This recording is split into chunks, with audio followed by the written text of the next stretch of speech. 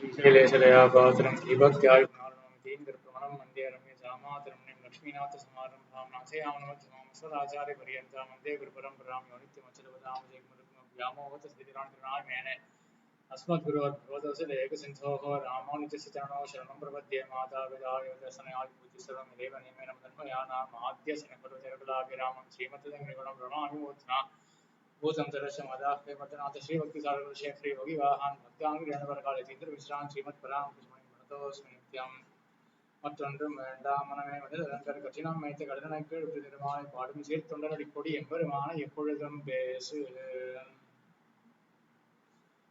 இதுக்கு ரெண்டாவது பாட்டு பார்க்க ஆரம்பிச்சோம். பச்சை மாமலை போல் மேனி காவலில் புலனை வைத்து முதல் பாட்டுல பகவன் நாமத்தினுடைய பாவனத்துவம் நம்மளுடைய அசுத்தியெல்லாம் எம்பெருமானுடைய திருநாமம் போக்கி கொடுக்கும் அப்படின்னு சாதிச்சார். அடுத்தது ரெண்டாவது பாட்டுல எம்பெருமானுடைய போக்கியத்துவம் அது மிகவும் இனிமையானது அப்படின்றத சொல்லி கொண்டு வர பச்சை மாமலை போல் மேனி அப்படின்னு எம்பெருமானுடைய திருமேனி அதை அனுபவிச்சு அதுக்கப்புறம் பவளவாய் கமல செங்கன் எம்பெருமானுடைய திருமேனி கடலை போல இருக்கு. அதுல இருக்கக்கூடிய சுழி, அந்த சுழிய போல எம்பெருமானுடைய அவயவங்கள் இருக்கு. சுழியானது கடலுக்குள்ள அப்படியே இழுத்துடும் நம்மள. அது போல எம்பெருமானுடைய அவயவம் அவனுடைய திருமேனியில் நம்ம இழுத்து விடும். பவளவாய் கமலச்செங்கன் அது வரைக்கும் இதுக்கு பார்த்தோம். இப்போ அச்சுதா திருஷ்டாந்தமாக சொன்ன மலை பவளம் தாமரை போலே நாள் செல்ல செவ்வி மாறுதல் தான் அழிதல் செய்யாத ஏகரூபமாய் இருக்கை. அச்சுதா அப்படின்னா சுதி இல்லாதவன் அச்சுதன். சுதினா அழிவு,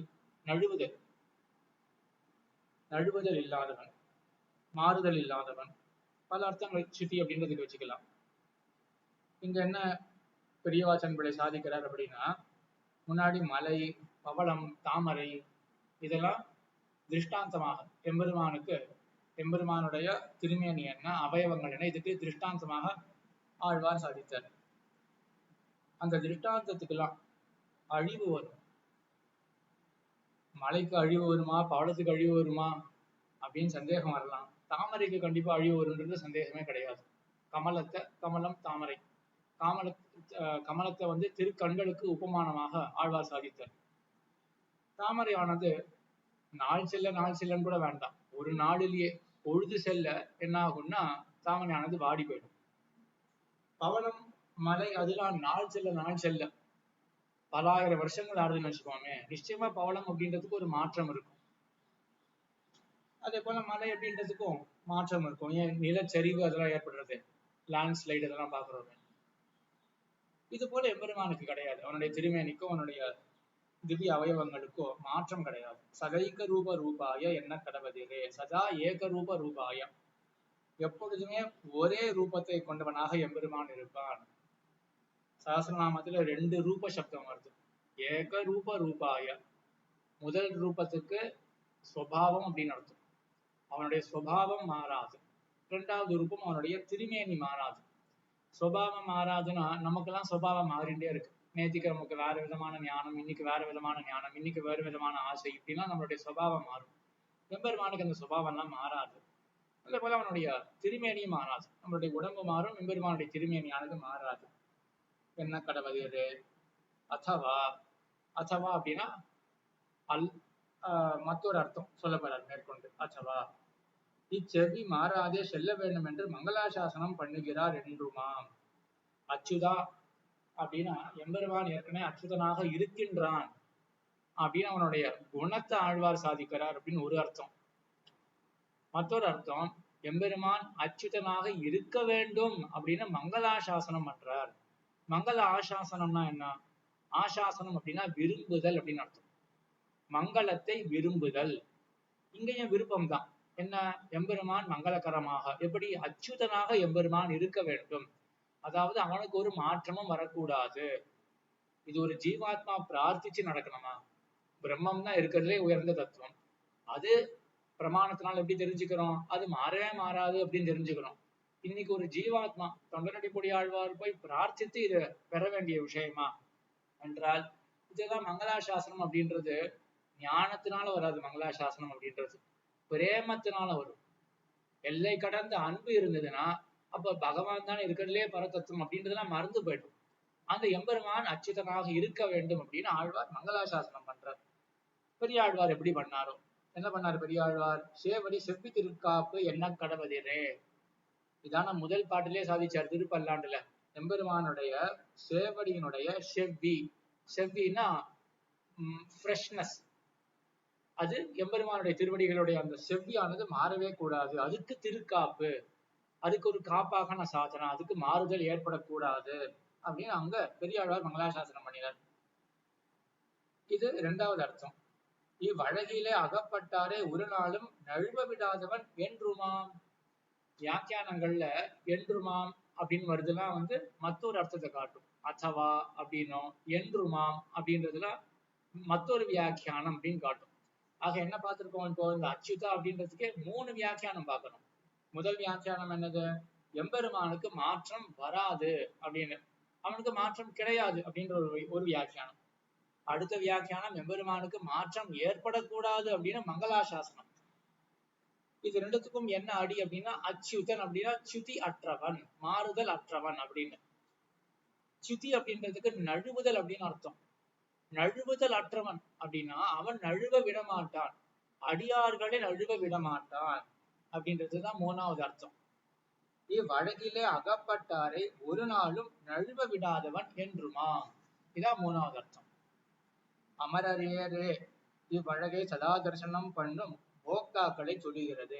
அச்சுதா அப்படின்றது ஆயிருக்கு. அடுத்தது அமரர் ஏறு. அமரர்னா யாரு? தேவர்கள் அப்படின்னு நினைச்சுப்போம். அமரர்கள் அதிபதி அப்படின்னு உயர்நல முதல் பாட்டிலே வருது. அங்க அமரர்கள் அதிபதி அப்படின்னா தேவர்களுக்கு அதிபதினு அர்த்தம் கிடையாது, நித்திய சூரிகளுக்கு அதிபதி. அங்கங்க திவ்ய பிரமதத்துல ஆச்சாரியெல்லாம் அந்த இடத்துக்கு சேர வியாக்கியானம் பண்ணுவார்கள். அமரர் அப்படின்னு எடுத்தோம்னா தேவர்கள் அப்படின்னும் ஆழ்வார்கள்லாம் ஆச்சாரியர்கள்லாம் அங்க வியாக்கியானம் பண்ணுவார்கள். உதாரணத்துக்கு கடல் ஞானம் செய்தேனும் அப்படின்ற பதிகம் 5, 6 அங்க ஆழ்வார் அனுகாரம் பண்றார். எம்பெருமான போலவே ஆழ்வார் நடத்தி காட்டுறார். கடல் ஞானம் செய்தேனும் நானே நானே அப்படின்னு சொல்லிக்கிறார். அதுல ஒரு பாட்டுல அமரர் கோன் யானே என்னும் அப்படின்னு வருது. அமரரும் உரைக்கின்ற முனிவரும் யானே என்றும், உரைக்கின்ற அமரரும் யானே என்றும், உரைக்கின்ற அமரர் கோன் யானே என்றும் அப்படின்னு ஒரு பாட்டுல வருது. அங்கெல்லாம் அமரர் கோன் அப்படின்னா அங்கெல்லாம் தேவர்கள் அப்படின்னு அர்த்தம். தேவர்கள், தேவர்களுக்கு தலைவனான இந்திரன் அப்படின்னு அர்த்தம். ஆனா உயர்நலம் அப்படின்னு முதல் பாட்டுல அமரர்கள் அதிபதி, அங்க அமரர்கள் அப்படின்னா யாரு? தேவர்கள் கிடையாது, நித்திய சூரிகள். அதே போலதான் விண்ணவர் அப்படின்ற இடத்துலயும் வரும். அங்கங்க விண்ணவர் அப்படின்னா தேவர்கள் அப்படின்னு அர்த்தம் பண்ணுவார் ஆச்சாரியாலாம், நித்திய சூரிகள் அப்படின்னு அர்த்தம் பண்ணுவார்கள். இங்க அமரர் ஏறு அப்படின்னா இங்க அமரர் அப்படின்ற சப்தத்துக்கு நித்திய சூரிகள் அப்படின்னு அர்த்தம்.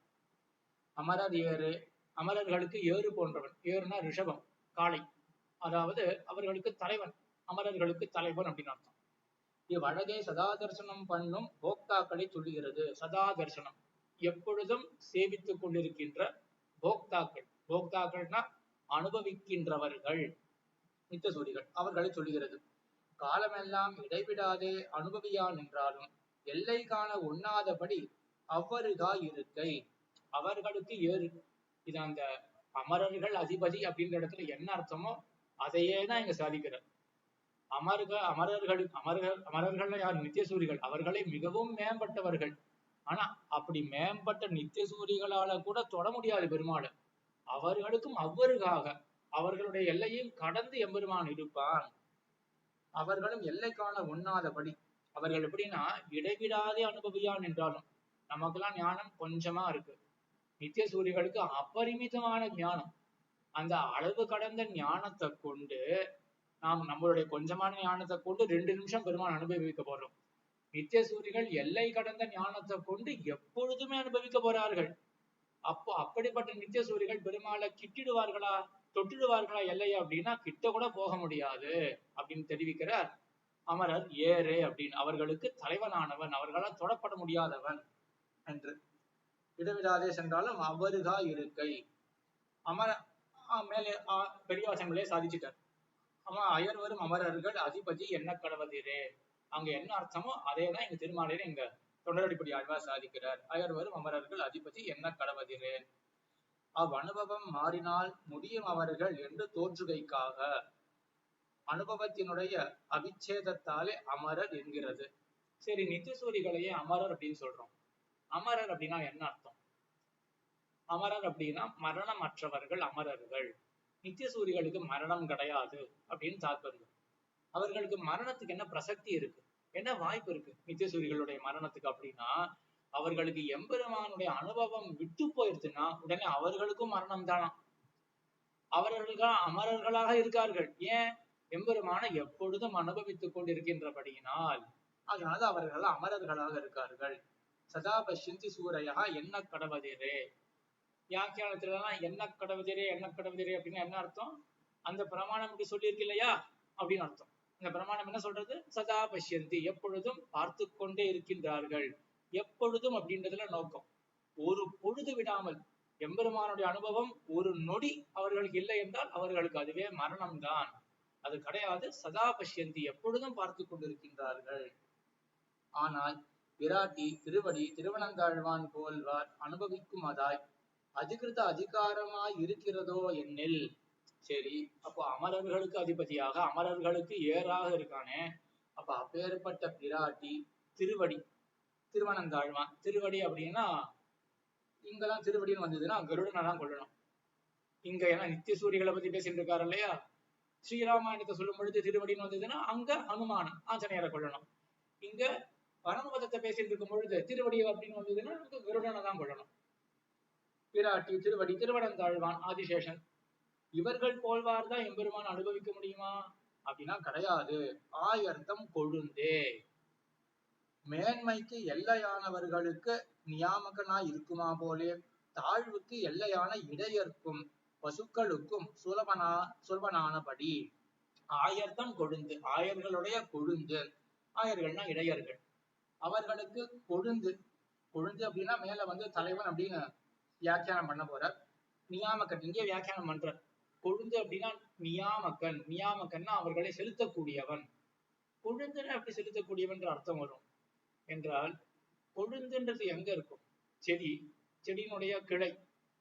கொழுந்து எங்க இருக்கும்? அதனுடைய அக்ரபாகத்துல நுனியில இருக்கும். அதுக்கப்புறம் அந்த கொழுந்து என்ன ஆகும்? அதுவும் இலையாக மாறிடும். அதுக்கப்புறம் கிளை மறுபடியும் வளரும். எந்த தசையில பார்த்தாலும் கொழுந்துன்றது எப்பவுமே என்ன ஆகும்னா அந்த கிளையினுடைய அந்த கிளை வளர வளர வளர என்ன ஆகும்? மேற்கொண்டு மறுபடியும் அங்க கொழுந்தானது வளரும், ஏற்படும். கொழுந்து ஏற்பட்டு மறுபடியும் கிளையாகவோ கனியாகவோ அது மாதிரி மாறிடும். ஆக எந்த நிலையில பார்த்தாலும் கொழுந்துன்றது எங்க இருக்குன்னா நுனியில இருக்கும், அக்ரத்துல முதலிலே இருக்கும். ஆக அப்ப தலைவன் எப்படி இருப்பான்? அவன் தானே எல்லாரையும் அவன் தானே நடத்தி கொண்டு போவான். அதனால கொழுந்து அப்படின்னா நிர்வாகக்கன், நடத்தி கொண்டு போகிறவன். ஆயர்தம் கொழுந்து, ஆயர்களுக்கு எம்பெருமான் கொழுந்தாக நியாமகனாக நடத்தி கொண்டு போகிறவனாக எம்பெருமான் இருக்கின்றான். ஆக என்ன கேள்வி வந்தது? நித்தியசூரிகள் மட்டும்தான் அனுபவிக்க முடியுமா அப்படின்னு? இல்லை, ஆயர்தம் கொழுந்து, இடையர்களுக்கும் பசுக்களுக்கும் கூட. ஆயர்கள் அப்படின்னு சொன்னா கூட அவர்கள் மேய்க்கக்கூடிய பசு வந்து சேர்ந்துடும். அவர்களுக்கும் கொழுந்தாக எம்பெருமான் நியாமகனாக ஒரு சுலபனாக எம்பெருமான் இருக்கின்றான். வடிவழகும் மேன்மையும் நீர்மையும் ஒரு பசும் கூட்டாயிரு பரதத்துவம் இருப்பது. ஆச்சாரியர் அடிக்கடி சாதிப்பாங்க. பரதத்துவம், பரம்பொருள் என்ன அது அப்படின்னா 3 தன்மைகளினுடைய ஒரு கலவிதான் பரதத்துவம். வடிவழகு, மேன்மை, நீர்மை, இந்த 3ம் சேர்ந்தால்தான் பரதத்துவம். திருவாய்மொழியில முதல் பத்தினுடைய கடைசி பாட்டு, முதல் பத்தினுடைய கடைசி பாட்டு வந்து மணியை வானவர் கண்ணனை தன்னதோர் அணியை தென்குரு ஊற்றடகோபன் சொல் பணிசை 1000 அப்படின்னு கடைசி பாட்டு. எம்பெருமான் எப்படி சொல்றார் ஆழ்வார்? மணியை வானவர் கண்ணனை தன்னதோர் அணியை அப்படின்னார். மணி அப்படின்னா முந்தானையில கொண்டு முடிச்சு வைக்கிற அளவுக்கு அது சுலபமான தத்துவம், சௌலபியம் தெரியுது மணி அப்படின்னா. அதுக்கப்புறம் வானவர் கண்ணனை, வானவர்களுக்கு நித்திய சூரிகளுக்கு ரட்சகனானவன், அப்ப பரத்துவம் தெரிகிறது. அப்புறம் தன்னதோர் அணி, அணினா என்ன? ஆபரணம், அழகாக இருக்கும், வடிவழகு தெரிகிறது. அங்க நம்மளேதான் சாதிக்கிறார். தத்துவம் அப்படின்றது எப்படிப்பட்டதுன்னா மேன்மை, நீர்மை, வடிவழகு.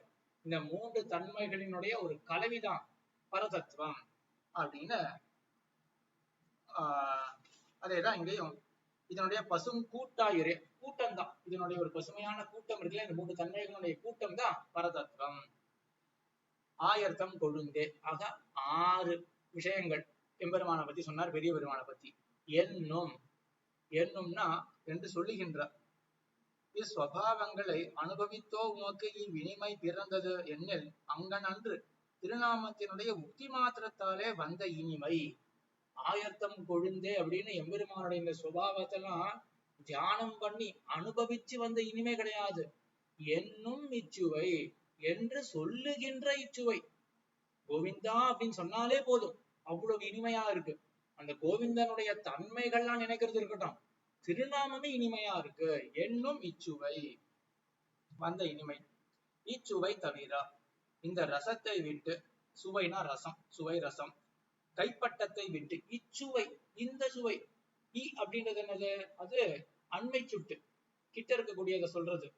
இச்சுவை கைப்பட்டதான இந்த சுவை இருக்கு. இதை விட்டு பெரிய பெருமான் என்ன பண்ணாரு இந்த பாசுரத்தினுடைய ஆரம்பத்துல, காவலில் புலனை வைத்து அப்படின்ற பாட்டுல ஆழ்வார் வந்து திருநாமத்தை சொன்னார். பெரிய பெருமாள் வந்தார், என்னுடைய திருநாமத்தை சொல்றவாளுக்கெல்லாம் நான் ஒரு பலன் கொடுப்பேன், ஸ்ரீவைகுண்டம் அப்படின்ற உயர்ந்த அனுபவம் அதை கொடுப்பேன் அப்படின்னு தான் வந்தார். அதை வேண்டாம் அப்படின்னு இந்த பாட்டை சொல்றாரு இல்லையா, அதுதான் தொண்டரடிப்படி ஆழ்வார் சொல்றார், கைப்பட்ட இந்த அனுபவத்தை விட்டுட்டு எதுக்காக நான் பரமபதத்துக்கு போனோம், இச்சுவை தவிர அப்படின்னு சொல்ல போறார். அடுத்தது வந்து குண்டலித்தமாக இருக்கு. இதெல்லாம் அடிக்கடி வியாக்கியானங்கள்ல பதிப்பாசிரியர் எல்லாம் போட்டுருவா குண்டலித்தம் அப்படின்னு. குண்டலித்தம் அப்படின்னா பிராக்கெட்ஸ்ல இருக்கிறது, அது எல்லா முத்திரணத்திலும் அது இருக்காது. இதெல்லாம் அடுத்த வாக்கியத்தை பார்ப்போம். திருநாமத்தை உம்முடைய நாக்கிலே இட்டு பாராம இறைதான் உபதேசிக்க வேண்டுகிறது. என்ன தசையாயின்னு இருக்கு, பெரிய பெருமாள் வந்து ஆழ்வாருக்கு மோட்சத்தை கொடுக்கணும் அப்படின்னு வந்தார். ஏன் பெரிய பெருமாள் இப்படி தோணித்து ஆழ்வார் சொல்றார், இப்ப நான் உபதேசிக்க வேண்டியிருக்கு, எனக்கு மோட்சம் வேண்டாம், எனக்கு திருநாம உச்சாரணமே போரும் அப்படின்னு ஏன் உபதேசிக்க வேண்டியிருக்கு அப்படின்னா, தேவருடைய திருநாமத்தை சொன்னதே கிடையாது. அதனால இந்த தேவருடைய ரசம் தெரியல, பகவன் நாமத்தினுடைய உச்சாரணத்தினுடைய ரசம் தேவருக்கு தெரியல, அதனாலதான் மோட்சம் கொடுக்கணும் தேவர் வந்துருது அப்படின்னு சொல்றாரு ஆழ்வார். யான் எப்படிப்பட்ட இச்சுவை தவிர யான் போய் தன்னை சேர்த்துக்கிறார். நான் எப்படிப்பட்டவன், திருநாமம் சொல்லுகைக்கு பாங்கான நாவை உடைய நான். எல்லாருக்கும் ரசிக்குமா, பன்னிரண்டு சிறுதாம்பல சொன்னார் இல்லையா, அன்னிக்கும் அமுதூரும் என் நாவுக்கு அப்படின்னு சொன்னார், என்னுடைய நாக்குக்கு தான் சடகோப்பன் அப்படின்னு சொன்னார், ரசிக்கும் அப்படின்னு சொன்னார் இல்லையா. அந்த மாதிரி திருநாமம் சொன்னா ரசிக்கிறதுக்குன்னு ஒரு யோகியத்தை வேண்டாமா, அப்படிப்பட்ட நான். மறுபடியும் மற்றொரு அர்த்தம், யான் ஒரு தேச விசேஷத்தை போய் அனுபவிக்கும் அளவும் விளம்பத்தை சகியாத துவரையை உடைய நான். எப்படிப்பட்டவன்னா, நீ ஸ்ரீவைகுண்டம் கொடுக்கற அப்படின்னு சொல்ற நீ, ஆனா அது ஒரு காலகட்டத்துல ஒரு தேசத்துக்கு போய் அனுபவிக்க வேண்டிய அனுபவம். எனக்கு அவ்வளவு பொறுமைலாம் கிடையாது, எனக்கு இப்பொழுது பகவத் அனுபவம் வேணும். அப்படி இருக்கிற எனக்கு என்ன கதி, எம்பெருமான் பெரிய பெருமானுடைய திருநாமம் தான் கதி. யான் போய் கோயிலுக்கு அனித்தாய் இருக்கையும் அன்றியே நெடுங்கை நீட்டான அத்தூரம் எல்லாம் போய். எங்க போனோம், எங்கேயோ இருக்க பரமபதம். பங்குனி மாசம் பெரிய பெரிய கோயில உற்சவம் வரும், ஆதி பிரம்மோற்சவம். அப்பவேதான் கோயில் அடியும் உற்சவம் அப்படின்னு கேள்விப்பட்டிருக்கேன். கோயில் அடி அப்பால் அரங்கர்ல அங்க திருப்பேர் நகர்லயே அப்பயேதான் பிரம்மோற்சவம்னு. சரி, இங்க பிரம்மோற்சவத்தை ஒரு கால் சேவிக்க முடியல அப்படின்னு வச்சுக்கோமே, சரி இங்கதானே சேவிக்க முடியல, பரவாயில்ல கோயிலடிக்கு போய் சேவிச்சுக்கலாம் அப்படின்னா போலாம். என்ன ஒரு 30 நிமிஷம் 40 நிமிஷம் அவ்வளவுதான் இருக்கும். பரமபதத்துக்கு போய் சேவிக்கணும்னா எங்கேயோ இருக்கு, அதுக்கு வந்து அவ்வளவு தூரம் போய் யாரு சேவிக்க போறா, அதுக்கு கோயிலடியில பக்கத்துல இருக்கக்கூடிய, அப்படிதான் நம்ம மனசுக்கு தோணும். அந்த மாதிரி சொல்றாரு ஆழ்வார், போய் கோயிலை விட்டுட்டு இங்க கைப்பட்ட இடத்துல அனுபவத்தை விட்டுட்டு நான் அதுக்கு எங்கேயோ பரமபதத்துக்கு போய் அனுபவிக்கணும், பெரிய பெருமானுடைய திருநாமம் கைப்பட்டு இருக்கு, அது போது எனக்கு போக வேண்டாம். இந்திர லோகம், எந்த ஒரு தமிழ் தெரிஞ்ச இந்த பச்சை மாமலை போல் மேனி அப்படின்றது ரொம்ப பிரசித்தமான பாட்டு, தமிழ்நாடு பூரா பரவி இருக்கக்கூடிய பாட்டு. இந்த பாட்டை யாருக்கிட்ட கொடுத்தாலும் இச்சுவை தவிர, அது வரைக்கும் எல்லாம் சரியா கூட சொல்லிடலாம், பெரிய பெருமானுடைய ரங்கநாதனுடைய திருநாமம் அப்படின்லாம் சொல்லி சரியா சொல்லிடலாம். அந்த திருநாம உச்சாரணம் இருக்கே அதுவே போதும் எனக்கு. என்ன வேண்டாம் அப்படின்னு ஆழ்வார் சொல்றாரு அப்படின்னா, இந்திரலோகம் வேண்டாம் அப்படின்னு சொல்றார் அப்படின்னு தமிழ் தெரிஞ்ச யாருக்கிட்ட இந்த பாட்டு கொடுத்தாரு என்ன சொல்லுவார்கள், சொர்க்கம் வேண்டாம் அப்படின்னு ஆழ்வார் சொல்றார். இந்திரன் அப்படின்ற தேவதை இருக்கு, அவன் இருக்கக்கூடிய லோகம் சொர்க்க லோகம், அந்த லோகத்துல இருக்கக்கூடிய அனுபவம் எனக்கு வேண்டாம் அப்படின்னு ஆழ்வார் சொல்றார் அப்படின்னு யார் இருந்தாலும் சொல்லுவார்கள். ஆச்சாரியர்கள் அப்படி வியாக்கியானம் பண்ணல. இந்திர லோகம் நிரவதிக ஐஸ்வர்ய யுக்தனுடைய லோகம். இந்திரன்னா யாரு? இதி பரமேஸ்வரியே அப்படின்னு தாத்து. இதி அப்படின்ற தாத்து என்னன்னா என்ன காட்டுறதுன்னா இருக்கிறதுல எல்லையற்ற ஐஸ்வர்யம், பரமமான ஐஸ்வர்யத்தை காட்டக்கூடியது. ஐஸ்வர்யம் அப்படின்னா ஈசனத்துக்கு கர்மமாக இருக்கக்கூடியது ஐஸ்வர்யம். நம்ம என்ன நினைச்சுட்டு இருக்கோம்? ஐஸ்வர்யம் அப்படின்னா செல்வம் அப்படின்னு நினைச்சுட்டு இருக்கோம். ஐஸ்வர்யம்னா செல்வம் தான். ஆனா ஏன் அது ஐஸ்வர்யம் அப்படின்னு சொல்றோம்னா நம்மளுடைய நியமனத்துக்கு உட்பட்டதாக இருக்கிறதுனால அது ஐஸ்வர்யம் அப்படின்னு சொல்றோம். ஈசனம் அப்படின்னா நியமனம், நம்ம வேண்டினபடி அந்த செல்வத்தை செலவழிக்கலாம் இல்லையா, அதனாலதான் அது ஐஸ்வர்யம் அப்படின்னு சொல்றோம். அப்போ இந்திரன்னா யாரு? இருக்கிறதுலே பெருத்த ஐஸ்வர்யத்தை கொண்டவன் தான் இந்திரன். அது யாரு? பரமாத்மா எம்பெருமான் தான். அவனுடைய லோகம் எது? ஸ்ரீவைகுண்டம். இந்திரலோகம் ஆடும். ஆக இந்திரலோகம் அப்படின்னா ஸ்வர்க்கம் கிடையாது, ஸ்ரீவைகுண்டம். பிரம்மேந்திராதி சப்தங்கள் பரமாத்ம வாச்சகம் என்கிற வேதாந்த வாசனை தோற்ற அருளி செய்கிறார். ஏன் ஆழ்வார் இப்பெல்லாம் பண்றார் அப்படின்னா, அவர் தான் வேதாந்த படிச்சிருக்காரு இல்லையா.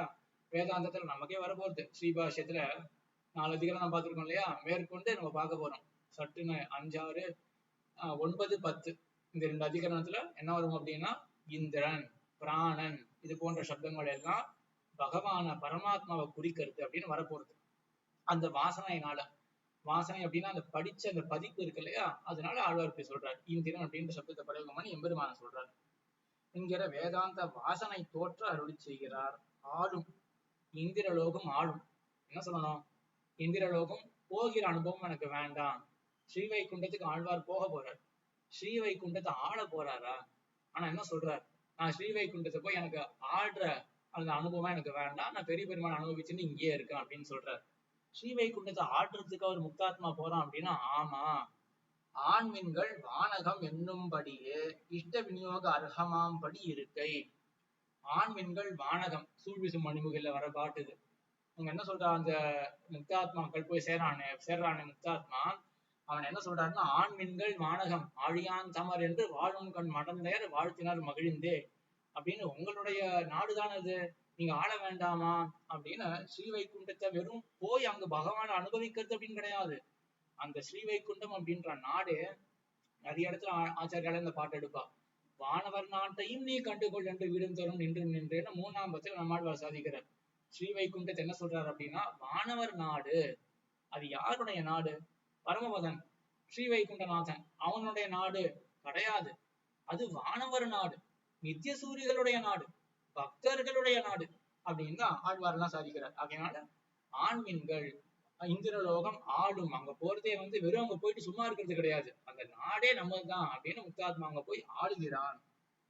அச்சுவை இச்சுவை, அச்சுவைன்னு சொல்றார், இச்சுவைன்னு சொல்றார். அது ஸ்ருதி சித்தம். அச்சுவை இருக்கு இல்லையா ஸ்ரீவைகுண்டம், யார் போய் பார்த்திருக்கா? ஸ்ருதி சித்தம். அது வேதத்தை கத்துனோம்னா அதுல தெரியும் இந்த மாதிரி வேதத்துல சொல்லப்பட்டிருக்கு ஸ்ரீவைகுண்டம் அப்படின்னு. இது இச்சுவை, இது பிரத்யக்ஷ சித்தம், கண்ணாலே அனுபவிக்க முடியும் பெரிய பெருமாளை. அது கேட்டாருவாய் கேட்டு போனது, இது கைப்பட்டது. அது பார்த்துட்டு ஒருத்தர் சொன்னார் அப்படின்னு கூட கிடையாது. யாரும் அங்க பார்த்துட்டு மறுபடியும் நமக்கு சொல்ல போறது கிடையாது. ஒருத்தர் சொன்னார் அப்படின்னு இன்னொருத்தர் சொன்னதை நான் கேட்டேன் இப்படின்னு தான் போயிட்டு இருக்குமே வழிய கேட்டாருவாய் கேட்டது யாருமே பார்த்து சொல்ல முடியாது. அதனால அது அச்சுவை, இது கைப்பட்டது, கைக்கு அடங்கினது இச்சுவையானது இந்த பெரிய பெருமானுடைய அனுபவம். பெரினும் வேண்டேன் கிட்டுமளவும் வேண்டா வென்றீர் என்கிறீர், கிட்டினவாறு நீரே அதிலே தோல் மாறுகிறீர் என்ன. சரி, இதெல்லாம் சரிதான். ஸ்ரீவைகுண்டம் வேண்டாம் வேண்டாம் அப்படின்னு எது வரைக்கும் சொல்லலாம் அப்படின்னா, நான் கொடுக்கிற வரைக்கும் எனக்கு இது வேண்டாம் வேண்டாம் அப்படின்னு சொல்லிட்டு இருக்கலாம். ஒரு கால் பெருமாளே உமக்கு ஏதோ ஸ்ரீவைகுண்டம் அப்படின்னு கொடுத்தா அப்ப என்ன பண்ணுவீர் ஆழ்வீர் அப்படின்னா, பெரினும் வேண்டேன், பெற்றாலும் எனக்கு அது வேண்டாம். தோல் மாறுகிறீர் அப்படின்ற பெருமாள். தோல் மாறுறது அப்படின்னா முன்னாடியே பார்த்திருக்கோம். மாறி மாறி பல பிறப்பும் பிறந்து அப்படின்ற இடத்துல தோல் மாறி அப்படின்னு ஜன்ம பரம்பரைகளிலே. அதாவது பல்லக்கு இருக்கு.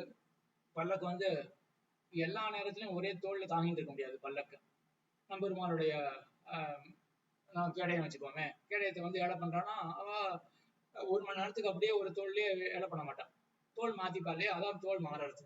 அதே போல நம்ம அங்க என்ன பார்த்தோம்? மாறி மாறி பல பிறப்பும் பிறந்து அப்படின்ற இடத்துல தோல் மாறுறது அப்படின்னு என்ன பார்த்தோம்? ஒரு உடம்பை விட்டுட்டு இன்னொரு உடம்புக்கு போறது அப்படின்ற இடத்துல நம்ம தோல் மாறுறது அப்படின்னு பார்த்தோம். ஆக அந்த மாறுதலை காட்டுறதுக்கு இந்த சொற்றொடரை ஆச்சாரியாலாம் பயன்படுத்துவான், தோல் மாறுகிறது அப்படின்னு. இங்க என்ன மாறுதல்? முன்னாடி ஆழ்வார் என்ன சொல்லியிருந்தார்? எனக்கு ஸ்ரீ வைகுண்டம் வேண்டாம் அப்படின்னு சொன்னார். இப்ப பெரிய பெருமாள் வந்து மோட்சம் கொடுக்குறேன்னு வந்தாச்சுன்னா அப்போ தன்னுடைய பட்சத்தை மாத்திட்டார் அப்படின்னு வச்சுக்கோங்க. சரி பெருமாளே, நான் வந்து ஸ்ரீ வைகுண்டத்துக்கு வரேன் அப்படின்னு சொன்னார்னா இதுதான் இங்க தோல் மாறுகிறது. அத பண்ண மாட்டேன் அப்படின்னு சொல்றாரு ஆழ்வார். நான் தோல் மாற மாட்டேன், பெரினும் வேண்டேன். நீ ஸ்ரீ வைகுண்டத்தை கொடுத்தாலும் எனக்கு அது வேண்டாம், பெற்றாலும் எனக்கு வேண்டா. அத்தை தந்து பார்க்கலாகாதோ நான் ஆதரிக்கும்படி காணா என்கிறார். சரி, உனக்கு வந்து இவ்வளவு சந்தேகம் இருந்ததுன்னா நீ உண்மையாகவே எனக்கு ஸ்ரீ வைகுண்டத்தை வந்து கூட, அதுக்கப்புறம் பார்க்கலாம் நான் எப்படி அதை ஆதரிக்கிறேனா இல்லையா அப்படின்னு பார்க்கலாம் அப்படின்னு சொல்றாரு ஆழ்வார். உறாது என்னாது உடிந்தது. என்ன சொன்னார் ஆழ்வார்? பெரிலும் வேண்டேன் அப்படின்னு சொன்னார். எனக்கு அது வேண்டாம் அப்படின்னு சொன்னார். அந்த ஸ்ரீ வைகுண்டம் உறாதுனா தாழ்ந்தது. ஸ்ரீ வைகுண்டம் தாழ்ந்தது. பெரிய பெருமாள் அனுபவத்தை பார்க்கும் பொழுது ஸ்ரீ வைகுண்டம் தாழ்ந்தது அப்படின்னு சொல்லாமா? சொல்லான்னு தான் தோன்றது. ஏன்னா சொல்லியிருக்காரு ஒருத்தர், ஏறார் முயல் விட்டு காக்கை பின் போவது அப்படின்னு சொல்லிட்டார். அந்த ஸ்ரீ வைகுண்டம் வந்து காக்கையை போல, இந்த அர்ச்சாவதாரம் வந்து முயலை போல. மாம்சம் சேர்த்துக்கணும், அது இப்போதைக்கு வேண்டாம், உயர்ந்தது தாழ்ந்தது அப்படின்னு சொன்னார் ஆழ்வாரே. யாரு? திருமங்கை ஆழ்வார் சொன்னார். ஏறார் முயல் விட்டு காக்கை பின் போவது அப்படின்னு சிறிய திருமண்டல சாதிச்சார் திருமங்கை ஆழ்வார். ஆக அந்த மாதிரி சொல்லியிருக்கலாமே. பெரிலும் அது எனக்கு உறாது, அது தாழ்ந்தது அப்படின்னு சொல்லியிருக்கலாமே ஸ்ரீ வைகுண்டத்தை அப்படின்னா ஆழ்வாருக்கு திருவுள்ளம் இல்லை. ஏன் அது தாழ்ந்தது அப்படின்னு சொல்லலாம் அப்படின்னா, தம்மிலும் அளவுடையார் நித்தியானுபவம் பண்ணுகிற விஷயத்துக்கு குற்றம் சொன்னார் ஆவார். என்ன ஆயிடும் அப்படின்னா, தம்மிலும் அளவுடையார், தம்மை காட்டிலும் ஞானத்திலே சிறந்தவர்கள், நித்திய சூரிகள், அவர்கள் அனுபவிக்கக்கூடிய விஷயத்த குற்றம் வாய்ந்தது தாழ்ந்தது அப்படின்னு சொன்னதா ஆயிடும் இல்லையா? அது ஆழ்வாருக்கு உவல, அதனால அப்படி சொல்லல. மற்றொரு காரணம், இன்னமும் அதுக்கு உட்கர்ஷம் சொல்லுகிற பிரமாணங்களையும் அனாதரித்தார் ஆவர். ஸ்ரீவைகுண்டத்தினுடைய ஏற்றத்தை சொல்றதுக்கு பல உபனிஷத் வாக்கியங்கள் இருக்கு. ஸ்ரீவைகுண்டம் தாழ்ந்தது அப்படின்னு சொன்னா என்ன ஆகும்? அவ ஆழ்வார் வந்து அந்த உபனிஷத் வாக்கியத்தெல்லாம் ஆதரிக்கல் அப்படின்னு ஆயிடும் இல்லையா? ஆகையால் அப்படி சொன்னாமல் எனக்கு வேண்டாம் அப்படின்றார். பால் கைக்கும் புளிக்கும் எண்ணில் அன்றோ பிணங்க வேண்டுவது. பால் வந்து கசக்குமா, பால் வந்து புளிக்குமா அப்படின்னு வேணா சொன்னா அப்பதான் சண்டை போடணும். என்னப்பா இப்படிலாம் சொல்ற, பால் பரம போகியம்பா அப்படின்னு அவங்க கூட அப்பதான் சண்டை போடணும். அதுதான் வேண்டாம் என்பாரை செயலாவது இல்லையே. எனக்கு பால் வேண்டாம் அப்படின்னு வேணாவது சொன்னான்னா சரி போ இஷ்டம் அப்படின்னு விடதான முடியும். அவங்ககிட்ட என்ன சண்டை போட முடியும்? யாராவது புளிக்கும் கைக்கும் அப்படின்னு சொன்னாதான் என்ன பாப்பெல்லாம் பைத்தியார்த்தமா பேசிட்டு இருக்கு அப்படின்னு சொல்ல முடியும். எனக்கு வேண்டாம் அப்படின்னு முதலிலே சொல்லிட்டானா அவங்ககிட்ட வார்த்தைக்கு ஒண்ணு இடம் கிடையாது. அது அவனுடைய அபிப்பிராயம் அப்படின்னு விட்டுடலாம். பாவோ நாணயத்துல கச்சதி என்றவனை செயலாவது உண்டோ. இவரை போலே இன்னொருத்தர் இருந்திருக்கார். யாருன்னா திருவடி அனுமான். அவர் என்ன சொல்றாரு அப்படின்னா, ஸ்னேகோமே பரமோ ராஜன் தொய் நித்தியம் பிரதிஷ்டிதா பக்திஷ்ட நேதா வீர பாவோ நாண்யத்திர கச்சதி. எம்பெருமான் அங்க ராமபிரான் வந்து நான் தன்னடி சோதிக்கு போக என்னுடைய ஸ்தானத்துக்கு போக போறேன், அனுமானை நீரும் வாரும் அப்படின்னு அனுமானை அழைக்க அப்ப சொல்றார் அனுமானத்தை, ஸ்னேகோமே பரமோ ராஜன், உன்னிடத்துல எனக்கு பரமமான ஸ்னேகம் இருக்கு, உன்னிடத்துல பரமமான பக்தி இருக்கு, ஆகையினால எனக்கு அந்த ஸ்ரீவைகுண்டம் கூட ரசிக்காது. ராமபிரானே உன்னுடைய சரித்திரத்தை சொல்லிண்டு அதை நினைச்சுண்டு உன்னுடைய திருநாமத்தை சொல்லிண்டு நான் இங்கேயே இருக்கேன், எனக்கு ராமன் தான் வேணுமே ஒழிய எனக்கு பரமபதநாதன் வேண்டாம் அப்படின்னு சொன்னவர் மற்றொருத்தர் ஆஞ்சநேயர். அப்படிப்பட்டவர்கிட்ட போயிட்டு ஸ்ரீவைகுண்டம் அப்படி இருக்கு இப்படி இருக்கு அப்படின்னு அவர் சண்டை போடுறது கிடையாது. ஸ்ரீவைகுண்டம் தாழ்ந்தது அப்படின்னா சொல்லல அவர், எனக்கு வேண்டாம் அப்படின்னு சொன்னார் இல்லையா? அதே போலதான் இங்கேயும் பெரிய பெருமாள் போது எனக்கு வேண்டாம் அப்படின்னு சொன்னவர் இங்க தொண்டரடிப்படி ஆழ்வார். பரமபதம் வேண்டாவென்ன இங்குத்தைக்கு நன்மை ஏது என்ன. சரி, பரமபதமே வேண்டாம் அப்படின்னு சொல்ற அளவுக்கு ஸ்ரீரங்கத்துக்கு கோயிலுக்கு என்ன அப்படி ஏற்றம் இருக்கு அப்படின்னா, அரங்கமான நகருளானே பரமபதத்தில் அனுபவத்தை விட்டு இவ்வழகையும் சீலத்தையும் இங்குள்ளாரை அனுபவிப்பிக்கைக்கு வந்து கிடக்கிற இது போராதோ. நீயே இங்கதான் வந்திருக்க, நீயே பரமபதத்தை விட்டுட்டு இந்த சம்சாரத்துல எனக்கு யாராவது ஆள் கிடைப்பாளா அப்படின்னு உன்னோட சீல குணத்தை காட்டிட்டு நீயே இங்க வந்திருக்க. இப்ப நீ எதுக்கு என்ன அங்க போக சொல்ற? நீ வந்த இடத்துல இருந்து என்ன போக சொல்றா என்ன நியாயம் இது அப்படின்னு கேக்குற. தாழ்ந்தாருக்கு முகம் கொடுக்கிற நீர்மையை அனுபவிக்கைக்கு அங்குள்ளாரும் இங்கே வாராம இருக்க என்னை அங்கே போக விட தேடுகிறதன். அயர்வரும் அமரர்கள் அதிபதி அப்படின்னு உனக்கு திருநாமம். அந்த அயர்வரும் அமரர்கள் நித்திய சூரிகள், அவர்களுக்கே ஸ்ரீ வைகுண்டம் பொறுக்கல. அங்க எம்பெருமானுடைய மேன்மையை தான் அனுபவிக்க முடியறதை விட நீர்மையை அனுபவிக்க முடியல. ஆகையால் அவர்கள் என்ன பண்றார்கள்னா அந்த நீர்மைய, அந்த சீலம் அப்படின்ற குணத்தை அனுபவிக்கிறதுக்கு அவர்களே இங்க வந்திருக்கார்கள். இப்படி இருக்கும் பொழுது எதுக்காக என்ன அங்க போக சொல்ற அப்படின்னு இத்தால் சொல்லிற்றாய்த்து. ஆக பரமபதம் வேண்டாம், ஸ்ரீரங்க வாசமே போதும் அப்படின்றதுனால ஸ்ரீரங்க வாசம், அதே போல பெரிய பெருமானுடைய திருநாம உச்சாரணம், அந்த அனுபவம் அதுவே போதும் அப்படின்றதுனால என்ன சொல்லித்தாயிற்று, என்ன சொல்லப்பட்டது? இங்கே இருந்து திருநாமத்தை அனுபவிக்கும் இனிமைக்கு பரமபத அனுபவமும் சதுஷம் அன்று என்னும்படி தமக்கு திருநாமம் ரசித்தபடியே சொல்லிற்றாயிற்று. ஆக இதனால நம்ம என்ன தெரிஞ்சுக்கலாம்னா, ஆழ்வாருக்கு திருநாமத்துல அவ்வளவு ஒரு ஈடுபாடு. எந்த அளவுக்குன்னா, பரமபதத்தை பெருமாள் கொடுத்தா கூட எனக்கு அது வேண்டாம் அப்படின்னு சொல்ற அளவுக்கு ஆழ்வாருக்கு திருநாமம் அவ்வளவு ரசிச்சிருக்கு அப்படின்னு இந்த பாட்டுல நம்ம தெரிஞ்சுக்கலாம் என்று 2வது பாட்டு முற்றிற்று. அடுத்தது மூன்றாம் பாட்டு. உமக்கு பரமபதம் வேண்டாவாகில் கோயிலோடே தோல் தீண்டியான சம்சாரத்திலே இருந்து திருநாமத்தை அனுபவியும் என்று பெரிய பெருமாள் அருளி செய்ய. சரி, பரமபதம் வேண்டாம் இல்லையா, அப்ப சம்சாரத்துல இருந்தா போதும் அப்படின்ற மாதிரி தோன்றது. கோயிலோட தோல் தீண்டி அப்படின்னா அதுக்கு தொடர்பு கொண்ட கோயில். எங்க கோயில்னா ஸ்ரீரங்கம். ஸ்ரீரங்கம் சம்சார மண்டலத்துல இருக்கு. இந்த சம்சார மண்டலத்துல இருந்து கொண்டு திருநாமத்தை அனுபவிச்சுட்டு இருக்கலாமே, அனுபவியும் என்று பெரிய பெருமாள் அருளி செய்ய. அத்தையும் நிரூபித்தவாறே திருநாமம் சொல்லுகைக்கு அவகாசம் இல்லாதபடி துரித பரம்பரையாய் இருந்தது. அந்த சம்சாரத்தை நிரூபிக்கிறது அப்படின்னா அதை பத்தி ஆலோசனை பண்றது, அது இன்னபடிப்பட்டது அப்படின்னு ஆலோசனை பண்றதுதான் நிரூபணம். அத ஆலோசனை பண்ணி பார்த்தா என்ன தெரியுது அப்படின்னா, திருநாமம் சொல்லுகைக்கு அவகாசமே கிடையாது, அதுக்கு வாய்ப்பே கிடையாது. அது போலதான் சம்சாரம் இருக்கு. ஆகையாலே எனக்கு அது வேண்டாவென்ன, எனக்கு சம்சாரம் வேண்டாம் அப்படின்ற. இங்கதான் மேல சொல்ல போற, எனக்கு இருக்கிறது 2 விபூதி தான், நித்திய விபூதி, லீலா விபூதி. நித்திய விபூதியை கொடுக்கட்டா அப்படின்னா அச்சுவை பெரினும் வேண்டேன் அப்படின்னு தேவரைய சொல்றீர். சரி, சம்சாரத்துல இருமே அப்படின்னா அதுவும் வேண்டாம் அப்படின்னு சொல்றீர். எனக்கு இருக்கிறதே 2 இடம் தானே, 2 இடமே வேண்டாம்னு சொன்னா நான் என்ன பண்ணுவேன் அப்படின்னு கேட்டா, 2 கிடையாது உனக்கு, உனக்கு திருத்தியா விபூதி 3வது இடம் ஒண்ணு இருக்கு, அதான் கோயில் ஸ்ரீரங்கம். ஏன் ஸ்ரீரங்கம் சம்சாரத்துல சேராதா அப்படின்னா சேராதுன்னு மேல சொல்ல போற. ஆகையாலே எனக்கு அது வேண்டாவென்னா, திருநாமம் சொல்லுகைக்கு அவகாசம் இல்லாதபடி சம்சாரத்துக்கு நீர் சொல்லுகிற குறையன் என்று கேட்டருட. பெரிய பெருமாள் கேட்கிறார், அதென்ன சம்சாரத்துல இருந்தா திருநாமத்தை சொல்லவே முடியாதானே, அதுக்கு வாய்ப்பே இருக்காதானே, அப்படின்னா குறை சம்சாரத்துக்கு அப்படின்னு கேட்கிறார். சம்சாரத்தினுடைய தோஷங்களை உபபாதித்து காட்டுகிறார். இந்த 3ஆம் பாட்டுல இதான் என்ன பண்றாரு ஆழ்வார் அப்படின்னா, சம்சாரத்தினுடைய தோஷத்தை காட்டுகிறார். இது ஒண்ணு தெரிஞ்சாலே போதும், சம்சாரத்துல நல்ல வைராகியம் வரும். இத்தால் பழகி போருகிற சம்சார யாத்திரையிலும் ஜுகுப்சை பிறக்கும்படி திருநாமம் இனிதென்று அமுகத்தாலே திருநாமத்தினுடைய போகியதா பிரகர்ஷத்தை சொல்லுகிறது. ஆக இப்படி இந்த 3ஆம் பாட்டுல சம்சாரம் தாழ்ந்தது அப்படின்னு சொல்றாரு ஆழ்வார். சம்சாரம் தாழ்ந்ததுன்னு சொல்லணும் அப்படின்னா இங்கதான் ஆச்சாரியாளுடைய அந்த ஆலோசனை சக்தி அதை அனுபவிக்கணும். திருநாமத்தை பத்தி சொல்ல வர பிரகரணம் அது. இங்க திடீர்னு சம்சாரத்தினுடைய தாழ்ச்சி சொன்னா என்ன ஆகும், என்ன சம்பந்தம் இருக்கு? திருநாமத்தினுடைய வைபவத்தை சொல்லும் பொழுது சம்சாரம் தாழ்ந்தது அப்படின்னு சொல்றதுக்கு ஒரு தொடர்பு சொல்லணும் இல்லையா, அதுதான் இங்க சாதிக்கிற. திருநாமத்தினுடைய வைபவம் சொல்லிட்டு வரும்பொழுது சம்சாரம் தாழ்ந்தது அப்படின்னு சொல்றதுனால என்ன நம்ம தெரிஞ்சுக்கணும் அப்படின்னா, இத்தால் இந்த இப்படி சொல்றது இந்த 3ஆம் பாட்டால பழகி போருகிற சம்சார யாத்திரையிலும், இந்த சம்சார யாத்திரைன்றது பழகி போனது அவ்வளவா வெறுப்பு சட்டுன்னு வராது. அதுல ஜுகுப்சை அப்படின்னா வெறுப்பு.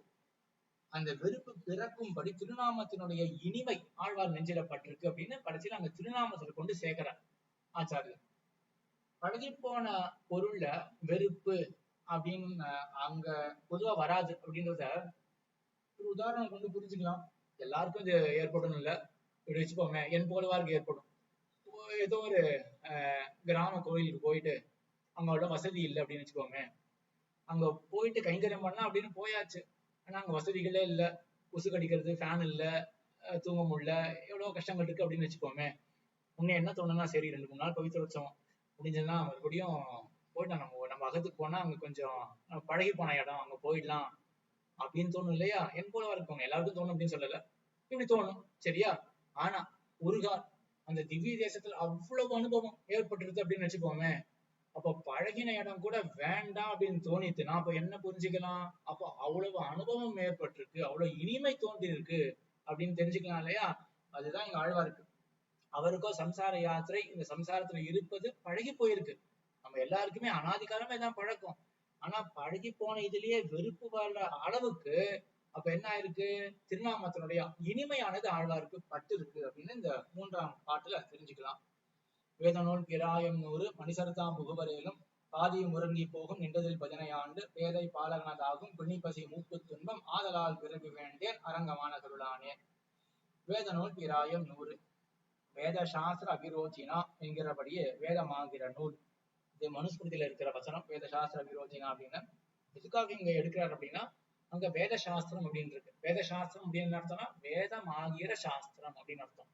இங்க என்ன பாட்டு இருக்கு? வேத நூல் அப்படின்னு இருக்கு. அதனால வேத நூல், வேதம் நூல் அப்படின்னு தனியா வச்சு பார்க்க வேண்டாம், வேதமாகிற நூல் அப்படின்றதுக்காக அந்த ஸ்மிருதி வசனத்தை எடுக்கிறார். அங்கேயும் என்ன இருக்கு? வேத சாஸ்திரம் அப்படின்னு இருக்கு, வேதமாகிற சாஸ்திரம். இங்கேயும் வேத நூல் பிராயம் 100. வேத நூல் அப்படின்னா வேதமாகிற நூல். வேதாட்ச சாஸ்திரம் என்ன கடவுதிரே. வேதாட்ச சாஸ்திரம் அப்படின்னா வேதம் என்கிற சாஸ்திரம் என்ன கடவுதிரே. நூல் சாஸ்திரம். அதவா, அதவானாலே மற்றொரு அர்த்தம். அதவா என்ன பண்ணிக்கலாம்? முன்னாடி சொன்ன அர்த்தம் என்னது? வேத நூல் அப்படின்னா வேதமாகிற நூல். இப்ப சொல்றது வேதமும் நூலும் தனியா பிரிச்சு, வேதங்களும் நூல்களும் என்னவுமா. சரி, வேதங்கள்னா புரியுது, அது என்ன நூல்கள்? நூல்கள்னா கிரந்தங்கள் தான். என்ன விதமான கிரந்தங்கள்? வேதங்களும் வேதார்த்த ஞானமுடைய புருஷர்களுடைய வசனங்களும். வேதத்தை அறிந்தவர்களுடைய நூல்கள் அப்படின்னு அர்த்தம். நூல்கள் அப்படின்னா அவர்களுடைய வசனங்கள். வசனங்கள்னா அவர்களுடைய மொழிகள், அவர்கள் சொன்னவைகள். பிராயம் 100.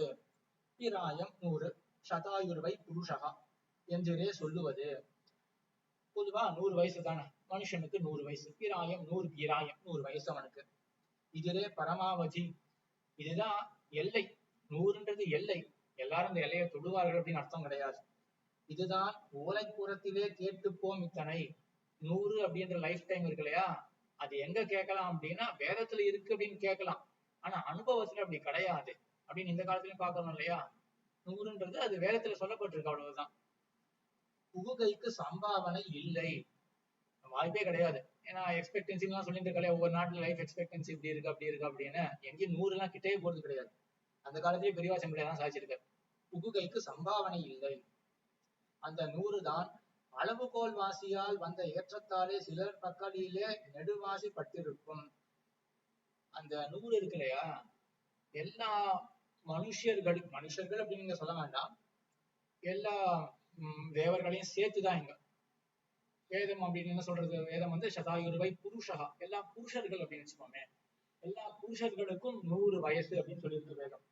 இந்த புருஷன் அப்படின்றதுக்குள்ள தேவனும் அடக்கம், தேவதேவனான பிரம்மன், அதாவது தேவதேவன் பெருமாள் தான். இங்க தேவதேவன் வச்சுக்கிறது பிரம்மான்னு வச்சுக்கோங்க. தேவர்களுக்கு தலைவன், இருக்கிறதுலே சிறந்த தேவன் பிரம்மா. அவன் கூட இந்த புருஷன் அப்படின்றதுக்கு அடக்கம் தான். அவனுக்கும் 100 வயசு தான், இந்திரனுக்கும் 100 வயசு தான். புருஷன் அப்படின்னு சொல்லப்படுற அதுல அடக்கமான மனுஷனுக்கும் 100 வயசு தான். எல்லாருக்கும் 100 தான். ஆனா அவனுடைய 100 இருக்கு இல்லையா, அது ரொம்ப நீண்டதான 100. அதான் சாதிக்கிற அளவுகோல் வேறுபட்டு இருக்கு. 100 மீட்டர் 100 கிலோமீட்டர் வேறுபாடு இல்லையா. ரெண்டுமே 100 தானா அப்படின்னு சொல்ல முடியுமா? இது மீட்டர், இது கிலோமீட்டர் இல்லையா.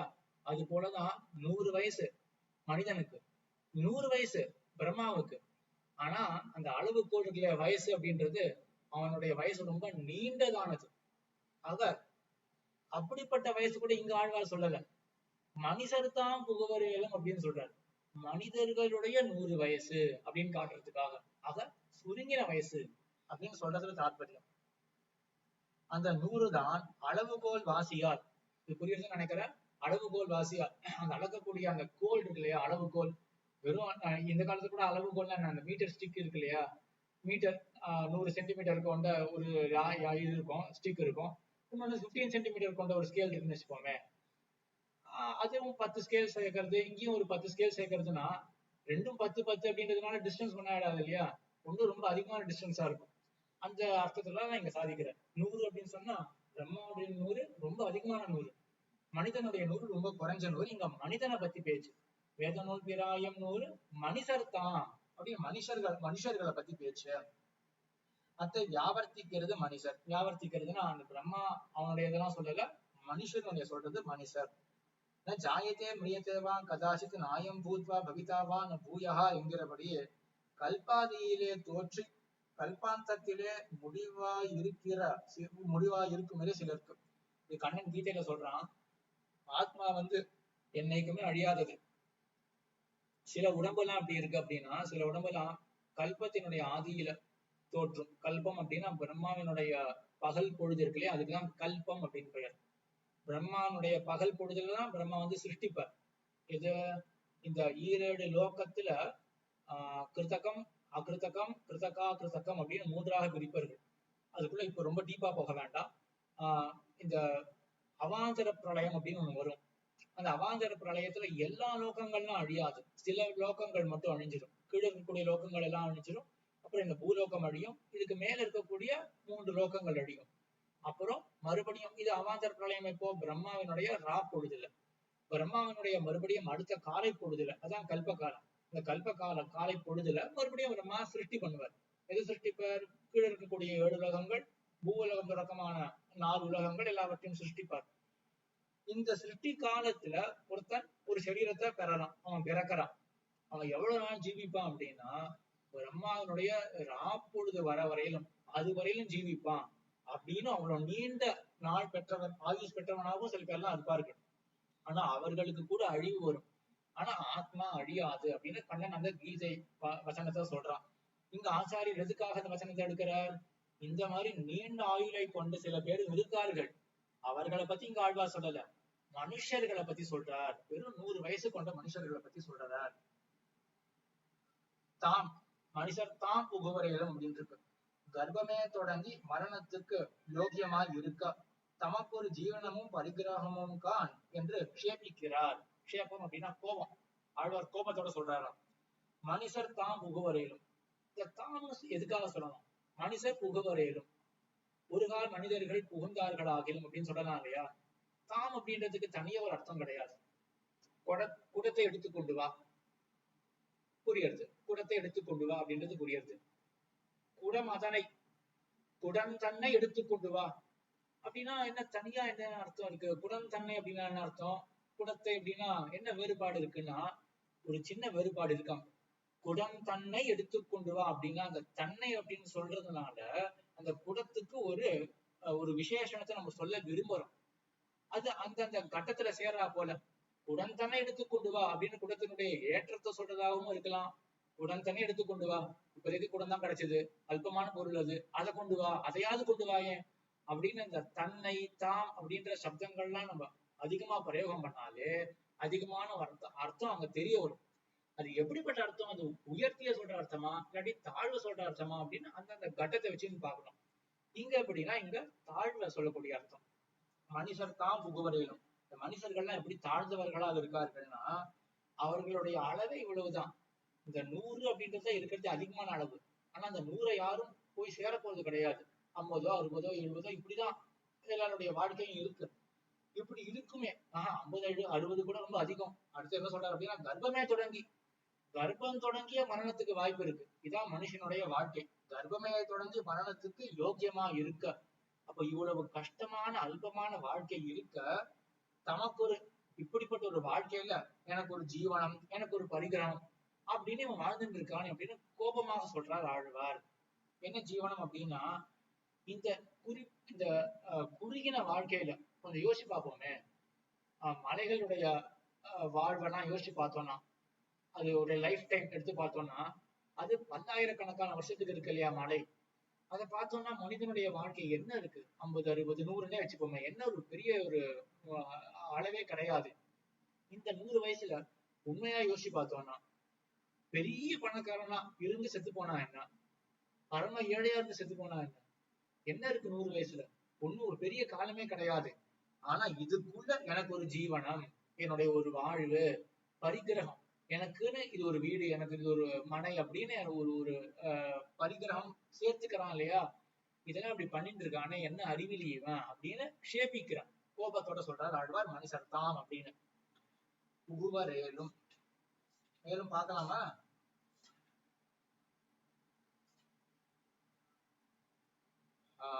புகுவரேலும் கொஞ்சம் பார்க்கலாம்.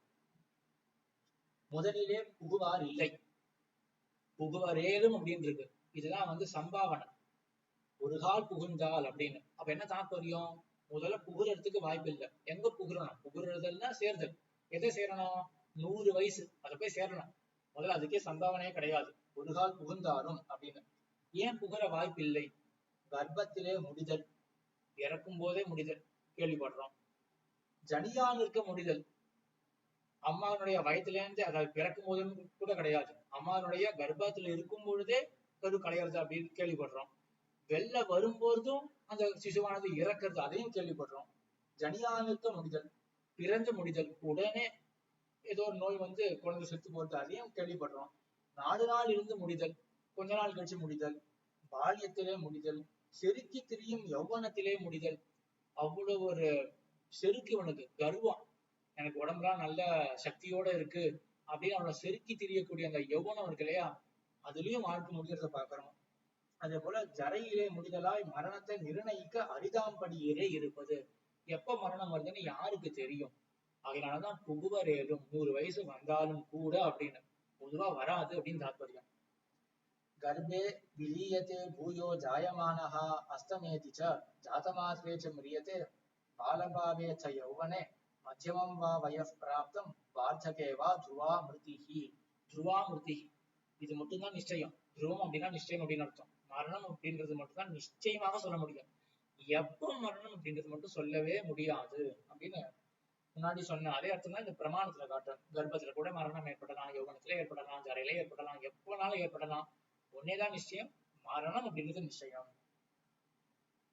என்ன கடவுதிரே, பிராணிகள் தங்கள் ஆயுசு போகிறபடி ஒன்றையும் அறியாது உதய அஸ்தமயங்களை குறித்து புகவா நிற்பர்கள் அப்படின்னு இது ஸ்ரீராமாயணத்துல ராமன் சொல்றதா ஞாபகம். ராமன் வந்து உபதேசம் பண்றதா ஞாபகம். என்ன சொல்றான் பெருமான், என்ன சொல்றாரு அப்படின்னா, பிராணிகள்லாம், இந்த ஜீவராசிகள்லாம் எப்படின்னா, தங்களுடைய ஆயுசு போகுது அப்படின்றது அவர்கள் உணரவே இல்லை. பகல் வந்தா சந்தோஷம், ராத்திரி வந்தா சந்தோஷம், ஏதோ அந்தந்த பொழுதுக்கு உண்டான போகியங்களை கொண்டு நான் அனுபவிச்சுட்டு இருக்கலாம் அப்படின்றது மட்டுமே அவர்களுடைய எண்ணத்துல இருக்கே ஒழிய, பகல் இரவு ஒரு பொழுது போச்சுன்னா ஆயுசு குறையறதே அப்படின்றத பத்தி உணர்ச்சியே இல்லை. நந்தன் உதித்த ஆதித்யே நந்தன் அஸ்தமித்தே ரவோ ஆத்மனோ நாவபுத்தியந்தே மனுஷ்யா ஜீவிதக்ஷயம். நந்தந்தி உதித்த ஆதித்யே, ஆதித்யன் உதித்தானே என்றால் அப்பொழுது நந்தந்தி, ஒரே சந்தோஷம்தான். ஏன்? சம்பாதிக்கலாமே அப்படின்னு சந்தோஷம். நந்தன் அஸ்தமித்தே ரவோ, அதே ரவியான அந்த சூரியனானவன் அஸ்தமனத்தை அடைந்தானே என்றால் அப்பவும் சந்தோஷம்தான். ஏன்? குடும்பத்தோட கழிக்கலாமே அப்படின்னு சந்தோஷம்.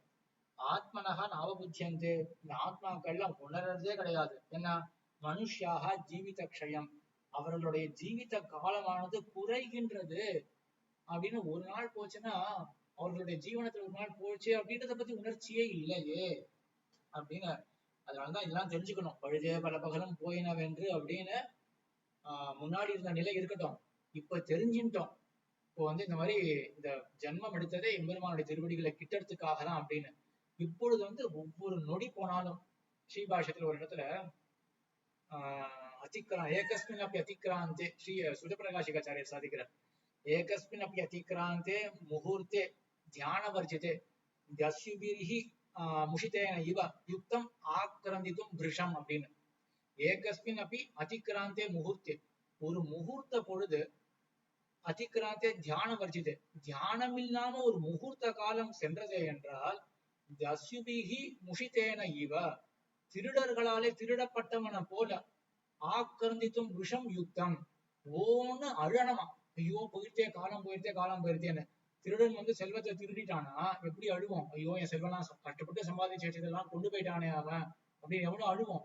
அது போல ஒரு முகூர்த்த வேலை எம்பெருமான நினைக்காம போனோமே என்றால், ஐயோ இந்த பொழுது போயிட்டே மறுபடியும் எப்படி மீட்டு கொண்டு வருது அப்படின்னு இதுலதான் நமக்கு தாற்பயம் இருக்கணும். ஜாயஸ்வ மிரியஸ்வ விண்ணின் நிலையில வாள்களாகி நாள்கள் செல்ல எல்லாத்தையும் பிரமாணம் காட்டிட்டார்.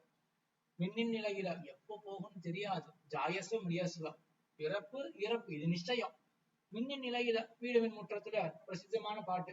விண்ணின் நிலையில எப்ப போகணும் யாருக்கு தெரியும். வாள்களாகி நாள்கள் செல்ல திருச்சங்க விருத்தத்துல வாள்களாகி நாள்கள் செல்ல இது உபன்யாசத்துல கேள்விப்பட்டிருக்கலாம். அந்த ரம்பத்தை கொண்டு மரத்தை அறுப்பான், இப்படி எப்படியும் அறுப்பான். அது அந்த பக்கம் போறது இந்த பக்கம் போறது அப்படின்ற மட்டும் தெரியும். ரம்பம் போறது கூடவே சேர்ந்து என்ன ஆகும், மரம் விழ போறது, மரமே அறுபட்ட போறது, அறுபட்டு இருக்கு. அதே போல இந்த பக்கம் போகும் அந்த பக்கம் போகும், பகல் இரவு எல்லாம் வந்துட்டே இருக்கும். ஆனா என்ன அறுபட்டு இருக்கு, நம்மளுடைய வாழ்நாள் அறுபட்டு இருக்கு. வாள்களாகி நாள்கள் செல்க புகுவரையிலும் வருந்தி 100 வயசு புக்காராகில். ஒரு கால் யாராவது 100 வருஷம் புகுந்தார்களே ஆனால் அப்பொழுது பாதியும் உறங்கி போகும்.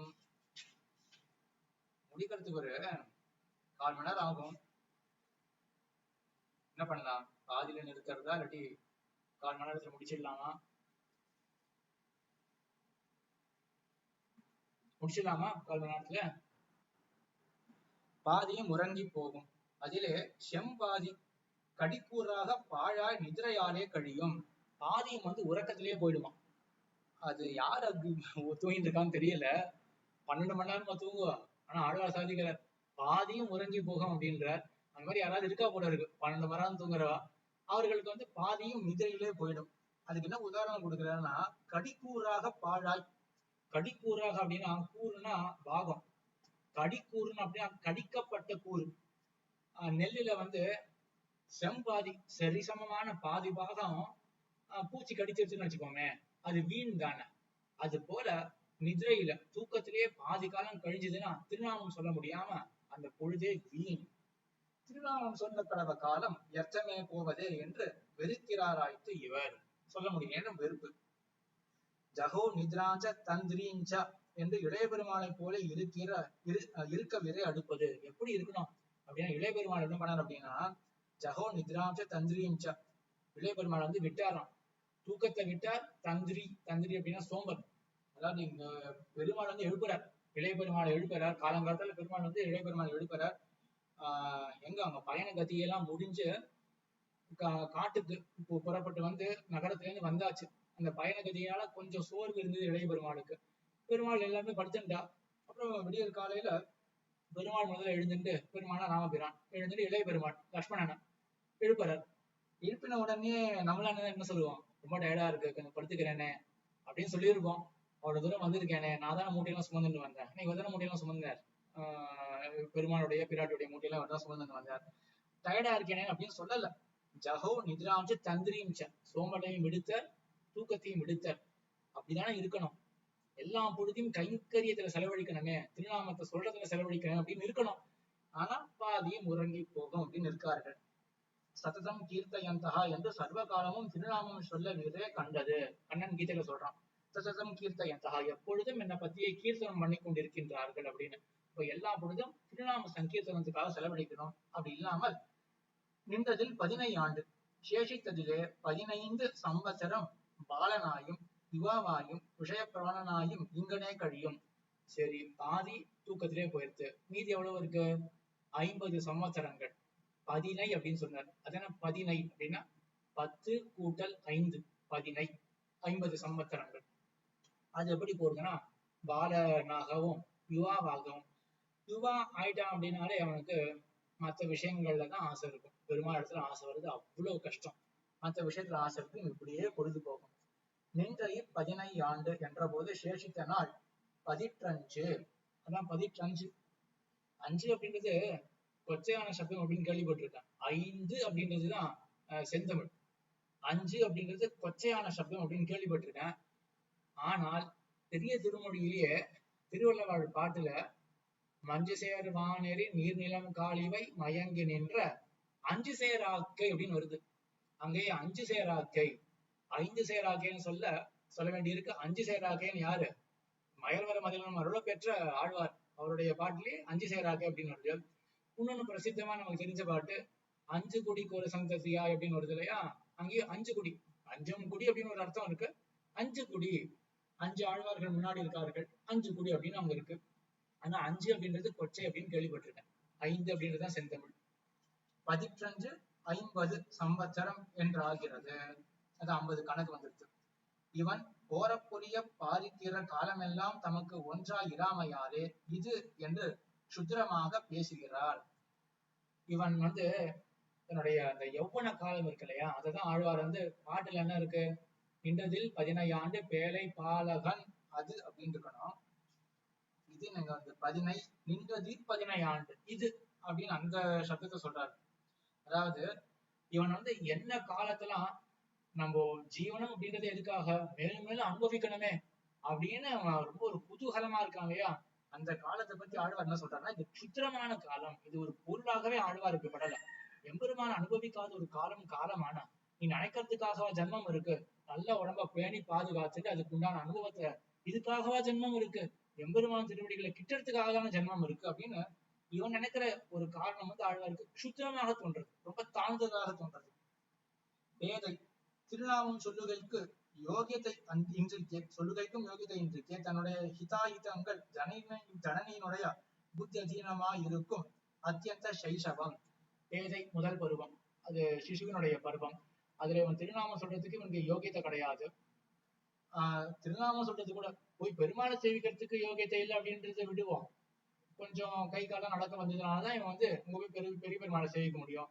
திருநாமத்தை சொல்றதுக்கு கூட யோகியத்தை கிடையாது. அப்படிப்பட்ட ஒரு பொழுது, அந்த பேதை பொழுது அது அப்படியே கழிஞ்சு போயிடும். அப்புறம் பாலகன் அதாகும். பாலகனாகிற அந்த அவஸ்தை என்றபடி, அவஸ்தாயாம் என்றபடி தீம்புகள் செய்தாலும் பொடிய ஒண்ணாத பருவம். அந்த பருவத்துல தீம்புகள் செஞ்சாலும் பொடிய ஒண்ணாது. பொடியறது அப்படின்னா கோபப்படுறது. சின்ன குழந்தை அவங்க செஞ்சதுமே யாருக்கும் கோபம் வராது. அப்படிப்பட்ட ஒரு பருவம் அது. இவனை திருநாமம் சொல்லிற்றிலன் என்று வெறுக்க பண்ணாதே. சரி, இங்க ஆழ்வாருக்கு என்ன தாற்பயம், அவனை என்ன கோவப்பட முடியாது அப்படின்னு அவன் இடத்துல, சின்ன குழந்தை அது திருநாமம் சொல்லலையே, தண்டத்துக்கு பொழுத போக்கின்னு இருக்கே அப்படின்னு திட்ட முடியுமா, அதுக்கு என்ன தெரிய போறது அப்படின்னு விட்டுற வேண்டியதான் இல்லையா.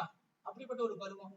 அப்புறம் அதாகும் தது அனந்தரமான அந்த அவஸ்தையாம் என்றபடி, தது அனந்தரம் அந்த பாலனுடைய அவஸ்தைக்கு அப்புறம் என்னது, யௌவன அவஸ்தை. ஆழ்வார் அதுக்கு பேரே சொல்லல. பேதை, பாலகன் அப்படின்னு சொன்னாரு இல்லையா, அதுக்கப்புறம் இளைஞன், குமரன் அப்படின்னு எல்லாம் சொல்லியிருக்கலாம் இல்லையா, அதாகும் அப்படின்னு சொல்லிட்டார். அந்த யௌவன அவஸ்தையை சொல்றதுக்கு ஆழ்வாருக்கு வாய் கூசுறது. ஏன் சொல்ல மாட்டேங்கிறார். அனந்தரம் யௌவனம் பிரவேசித்து விஷய பிரவணனாய் திரியும் ஜனனியினுடைய புத்தி அனதீனமான பேதைத்தனமே நன்று என்னும்படியாய்த்து இதன் அறிவு கேடி இருப்பது. இந்த யௌவன அவஸ்தை புகுந்துருச்சுன்னா இதுவரைக்கும் பெரிய பெருமாளை சேவிக்கல, அவ்வளவுதான். ஆனா அந்த யௌவன அவஸ்தை வந்துருச்சுன்னா எவ்வளவோ தப்பு தண்டாக்கள்ல ஈடுபடுவாள், ரெண்டுமே வச்சுக்கலாம். ஆக இப்படி இருக்கிறதுனால அந்த அவஸ்தை என்ன பண்றாரு அப்படின்னா, அது அப்படின்னு பயத்தோட சொல்லிடுறாரு. இது அங்கதான் ஒரு விஷயம் தோணித்து, ஒரு இடத்துல இந்த புத்தி வளர்ச்சி இல்லாத அடியன் ஸ்ரீநாத் சுவாமி, அடியன் மத்த ஒண்ணு போயிட்டு இருக்கு, ஒரு 1/4 மணி நேரம் கழிச்சு வச்சுக்கலாமா? அடியன் ஸ்ரீநாத் அடியன் ஒரு 1/4 மணி நேரம் கழிச்சு வச்சுக்கலாம்.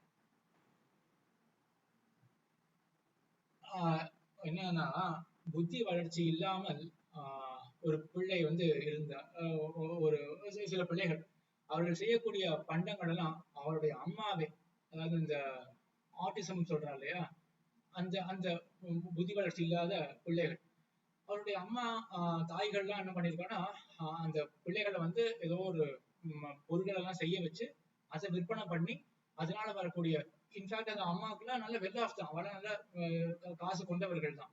இருந்தாலும் அந்த பிள்ளைகளுக்கு ஏதாவது ஒரு விதத்துல அவர்களும் இந்த லோகத்தை ஏதாவது ஒண்ணு ஈடுபட்டு ஏதாவது பண்ணலாமே அப்படின்னு ஒரு மாதிரி பாவமா இருந்தது அவளெல்லாம் பார்த்தா. அவ சொன்னா இந்த மாதிரி இந்த பிள்ளைக்கு அவ்வளவு புத்தி வளர்ச்சி இல்லை அந்த மாதிரிலாம் சொல்லியிருந்தான். என்ன தோணித்துனா உண்மையாகவே, சரி ஒரு கால் புத்தி வளர்ந்துருந்துதான் என்ன பண்ணிருக்கோம் அந்த பிள்ளைகள்லாம், இல்லாட்டி அதே வயசுல இருக்கக்கூடிய மற்ற பிள்ளைகள், புத்தி வளர்ச்சி இருக்கு அப்படின்னு நினைக்கிற பிள்ளைகள் என்ன வளர்ச்சி இருக்கு அந்த புத்திகள்ல, என்ன பண்ணிட்டு இருக்கு அந்த பிள்ளைகள்லாம், ஏதோ கண்ட விஷயங்களை பத்தி தானே தெரிஞ்சுட்டு இருக்கு. அப்போ இது புத்தி வளர்ச்சின்னு சொல்ல முடியுமா, என்ன சொல்றது இருக்கு இதுல. அது போலதான் ஆழ்வார் இங்க சாதிக்கிறார், இங்க ஆச்சாரியர் சாதிக்கிறார். ஜனனியினுடைய புத்தி அதீனமான பேதைத்தனமே அதுவே பரவாயில்ல, ஒண்ணுமே தெரியாத அந்த நிலை கூட பரவாயில்ல, இப்ப இவனுக்கு புத்தி வளர்ந்துருதுன்னு நினைச்சிட்டு இருக்கானே, வளர்ந்த புத்தியை எப்படி பயன்படுத்திட்டு இருக்கான்? எல்லா தப்பு தண்டா காரியத்துக்கு தானே பயன்படுத்திட்டு இருக்கான். அதாகும், அது சொல்லவே முடியல. உள்ள அறிவு அகிருத்திய கரணத்துக்கு உடலாகையாலே அந்த யௌவனம் அழிவதற்கு முன்னே வியாதி வந்து கை கொள்ளும். உள்ள அறிவு என்ன ஆயிடுச்சுன்னா, இவனுக்கு எவ்வளவு அறிவு இருக்கோ அது எல்லாம் எதுல பயன்படுத்துறான் அப்படின்னா தகாத செயலை பயன்படுத்துறானா. அதனால யௌவனம் இருக்கும் பொழுது இவனுக்கு என்ன ஆயிடுது அப்படின்னா வியாதி வந்துடுது. லோகத்துல புரிஞ்சுக்கலாம். வந்து குடி போதையில ஈடுபடுறான் அப்படின்னு வச்சுக்கோமே, அவனுக்கு சின்ன வயசுல லிவர் போயிருச்சு அப்படின்னு சொல்லுவான். ஆக இவனுடைய அறிவெல்லாம் அகிருத்திய கரணத்துக்கு செய்யத்தகாத விஷயங்கள்ல ஈடுபட்டு இருக்கிறதுனால உடலுக்கு என்ன வருது? யௌவனம் அழிவதற்கு முன்னே, யௌவனம் இருக்கும் பொழுது வியாதி வந்து கை கொள்ளும், வியாதி வந்துடுறது. அத்தை வேறும் விறகும் தேடி ஒருபடி பரிகரித்துக் கொண்டு பசி தலையெடுக்கும். அந்த வியாதிய பரிகாரம் பண்றதுக்காக என்ன பண்ணுவோம் அப்படின்னா வேறும் விறகும் தேடி. இதெல்லாம் அந்த காலத்துல வேறு விறகு இருக்கு இல்லையா, வேர் அப்படின்றது அந்த காலத்துல மூலிகையை கொண்டுதான் வியாதியை போக்குவார்கள். வேறு அதே போல விறகுனா உபாயம். மத்த அந்த காலத்துல சர்ஜரி எல்லாம் இருந்திருக்கு அப்படின்னு தான் கேள்வி. விறகு அப்படின்னா பொதுவா வழி அப்படின்னு அர்த்தம். ஏதோ ஒரு வழியில அந்த வியாதியை போக்கிக்கிறதுக்காக பார்ப்பான். அப்ப பசி வரும், பசி தலையெடுக்கும். என்ன பசி இது? இங்கதான் அழகான வியாக்கியானம். பசினோட நமக்கு தோன்ற போல வயிற்று பசி அப்படின்னு நினைப்போம். அது கிடையாது. பசியாவது சர்வேந்திரியங்களும் விஷயங்களிலே பிரபலமாக. இப்போ அவனுக்கு வந்து வியாதி வந்துருச்சுன்னா இவன் முன்னாடி நினைச்சாப்படி இவன் வந்து எல்லா வியாபாரங்களும் ஈடுபட முடியாது இல்லையா. இவனுடைய அந்த கேளிக்கை கூத்துக்கள்ல இவனால போக முடியாது. அப்போ என்ன, இவனுக்கு பசி தலையெடுக்கும். ஐயோ விஷயங்கள்லாம் அனுபவிக்க முடியலையே அப்படின்ற அந்த ஒரு விஷய பசி அது தலையெடுக்கும். ஆரோக்கியம் பிறந்தவாறு இந்திரியங்கள் தலையெடுத்து விஷயங்களை காட்டு என்று நலிய தொடங்கும். சரி, மறுபடியும் இவனுடைய விறகால அந்த மூலிகை விறகு ஏதோ ஒரு உபாயத்தை பண்ணி இவனுக்கு ஆரோக்கியம் மறுபடியும் வந்தாச்சு. வந்த உடனே என்ன பண்ணுவான்? இவன் அந்த பசியை போக்கிக்கிறதுக்காக விஷயங்கள் பின்னாடியே சுற்றுவான். ஐவர் திசை வலித்து எற்றுகின்றனர் என்றும் ஐவர் அறுத்து தீண்டிட அஞ்சு அடைந்தேன் என்றும் சொல்ல கடவுகிறே. 5 பேர் என்ன பண்றார்கள்னா ஒவ்வொரு திசையில இழுக்கிறார்கள். என்ன, யார் 5 பேரு? 5 இந்திரியங்கள். அந்த 5 இந்திரியங்கள் படுத்துற பாடு என்ன இருக்கு? என்னுடைய விஷயத்தை எனக்கு காட்டேன் அப்படின்னு அந்த இந்திரிய பசி இருக்கு இல்லையா, என்றும் சொல்ல கடவுதிலே. காலம் கொண்டும் பரஹிம்சை பண்ணியும் திரவியார்ஜனம் பண்ணுகிறது. அப்போ இந்த விஷயங்கள்லாம் பெறணும் அப்படின்னா என்ன வேணும்? பணம் வேணும். அந்த காலத்துல திரவியம், அந்த காலத்துல நெல்லோ மணியோ ஏதோ ஒண்ணு வேண்டியிருக்கு. அது எப்படி பெறலாம் அப்படின்னா காலன் கொண்டு. காலன் அப்படின்னா ஒரு மோதிரம். என்ன மோதிரம்னா, மரண தசையில ஒருத்தன் இருக்கான், அவனுக்கு அந்த மரண பயம் போகணும் அப்படின்றதுக்காக என்ன பண்ணுவான்னா யமனுடைய உருவத்தை கொண்ட ஒரு மோதிரத்தை, தங்கத்துல பொண்ணுலான ஒரு மோதிரத்தை பண்ணி மற்றவன் இடத்துல கொடுப்பானா.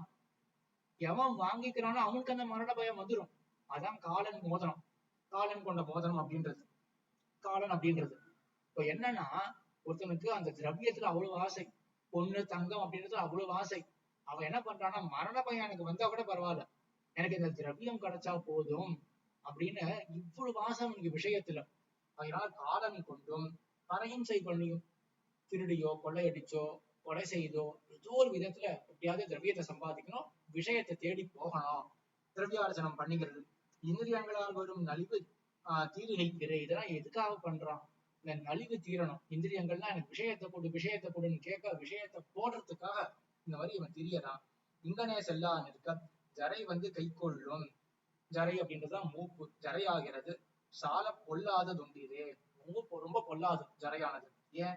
போக யோகியத்தை அன்றிக்கே இருக்க செய்து சாப்பல்யம் அனுவர்த்திக்கும். என்ன அங்க கஷ்டம் ஜரையில் அப்படின்னா, இனிமேல் இவன் கேலி கூத்தெல்லாம் போக முடியாது, ஆனா ஆசை போகாது. பண்ண முடியாது, ஆனா ஆசை போகாது. அதுதான் இந்த ஜரையினுடைய பொல்லாங்கு.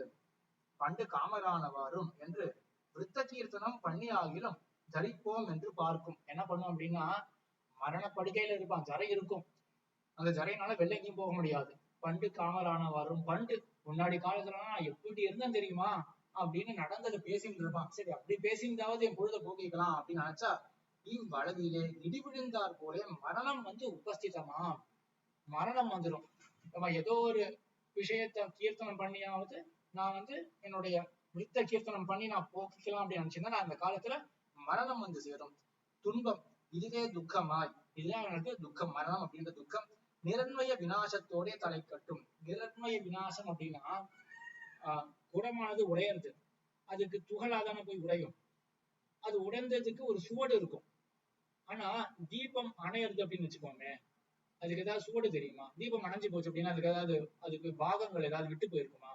அதான் நிரண்மய விநாசம் அப்படின்னு. அது போல இவனுக்கு இவன் இருந்த இடமே தெரியாத அளவுக்கு இவனுடைய விநாசம் ஏற்பட்டுடும். பால்ய கிரீடனகாசக்தாக யௌவனே விஷயோன்முகாக அஜ்ஞானயந்த்யசக்தாஸ்ய வார்த்தகம் சமுபஸ்திதம். இப்போ பால்ய கிரீடனகாசக்தாக, பால்யத்துல விளையாட்டிலேயே இவனுடைய பொழுது போயிடும். யௌவனே விஷயோன்முகாக, யௌவன பிராயத்துல விஷய சாபல்யம், அதுல பொழுது போயிடும். அப்புறம் அஜ்ஞானயந்தி அசக்தாச வார்த்தகம், வார்த்தக்கியம் வரும்பொழுது ஞானம் கிடையாது, சுற்றியோட என்ன நடக்கிறது அப்படின்றது தெரியாது, சக்தி கிடையாது, இப்படிதான் என்னுடைய பொழுது போகும். ஆதலால் பிறவி வேண்டேன், நாடு பிடித்தாருக்கு ஒழுகை கடி குட்டமும் திடரும் மணலும் மடையுமாக எழுதி வெறும் பாழாக்கி காட்டுவாரை போல திருநாமம் சொல்லுகைக்கு அவசரம் இல்லாதபடி உள்ள ஆயுசு புறம்பே சொல்லுகிறபடியை பேசி பெரிய பெருமாளுக்கு விண்ணப்பம் செய்கிறார். ஆதலால் பிறவி வேண்டேன், நாடு பிடித்தாருக்கு ஒழுகைக்கு ஒழுகை காட்டி குட்டமும் திடரும் மணலும் மடையுமாக எழுதி வெறும் பாழாக்கி காட்டுவாரை போல. அதாவது ஒரு நாடு பிடித்தார், நாடை பற்றினவர்கள். இந்த பாகம் நான் ஒன்னும் சேவிக்கல, சரி இதுக்கு மேற்கொண்டு போயிடலாம், மேல நல்ல விஷயங்கள்லாம் இருக்கு, விடலா வேண்டாமேன்னு பாக்குறேன். மேல அழகான விஷயம் ஒண்ணு இருக்கு, சரி இத தெரிஞ்சவருக்கு சொல்லிட்டு மேல அழகான கோயிலை பத்தி ஏற்றம் இருக்கு. மேல குழந்தைக்கு ஓர் நிலத்தை பெற விரும்பும் உழவன் நிலச்சொந்தக்காரரிடம் இது பள்ளம், இது மேடு, இது மணற்சாரி, இது மடை என்று பாலினமாக கணக்கு காட்டுவது போலே.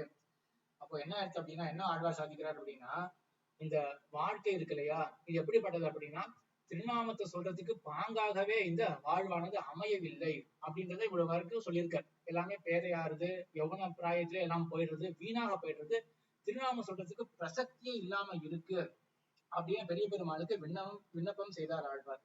சரி, நீர் அச்சுவை பெரினும் வேண்டேன், ஆதலால் பிறவி வேண்டேன் என்று விபூதி துவயத்துக்கும் கண்ணடிவு சொல்லான் என்று. ஒரு ரெண்டு விபூதிக்கும் கண்ணடிவுனா குறைன்னு அர்த்தம்.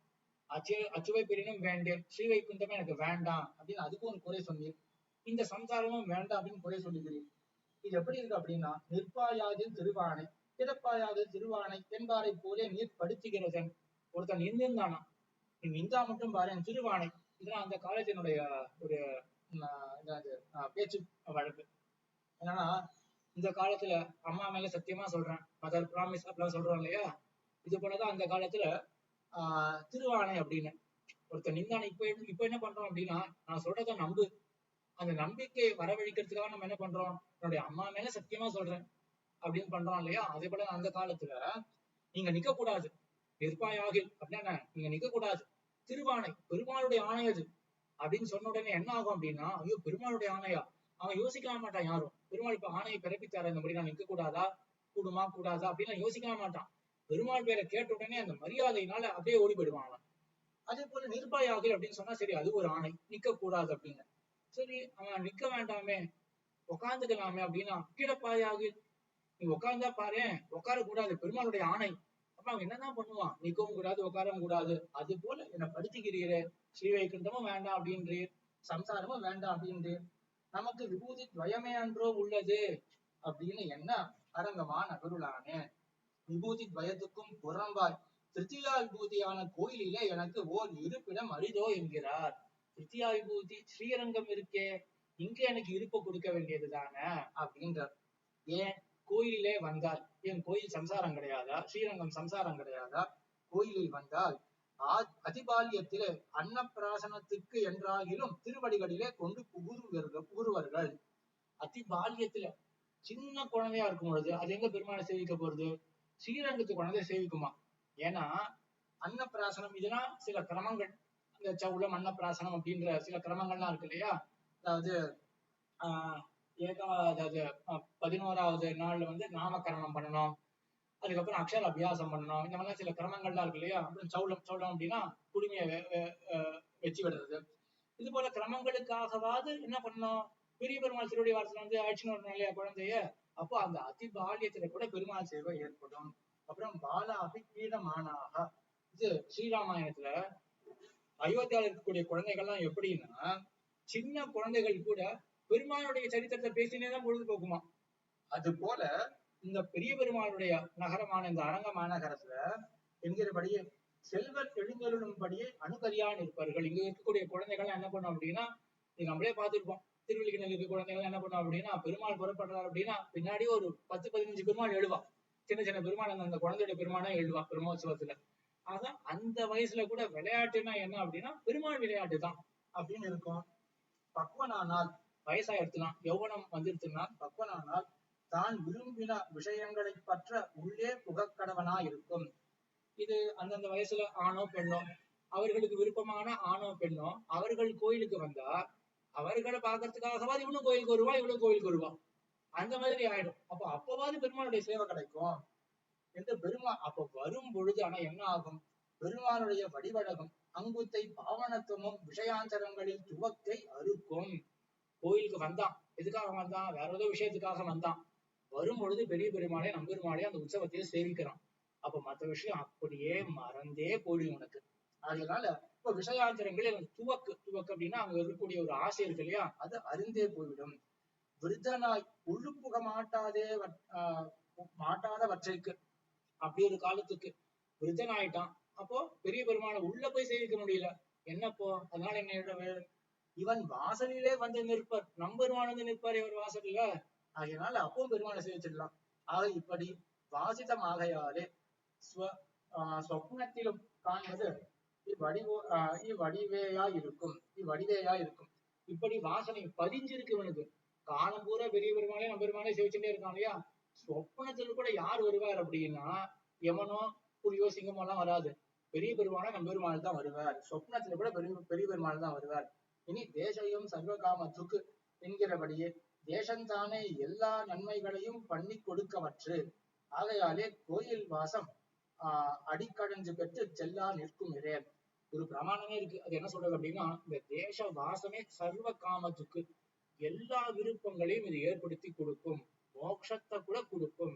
கோயில் வாசம் பொதுவா திவ்ய தேச வாசம் எல்லாமே இந்த தேசமே ஏற்படுத்தி கொடுக்கும். ஆகையாலே கோயில் வாசம் அடிக்கடைஞ்சு பெற்று செல்லான்னு இருக்கும். அடிக்கடைஞ்சு பெறுதல் அப்படின்னா அந்த கோயில் வாசம் மிகவும் சிறந்தது.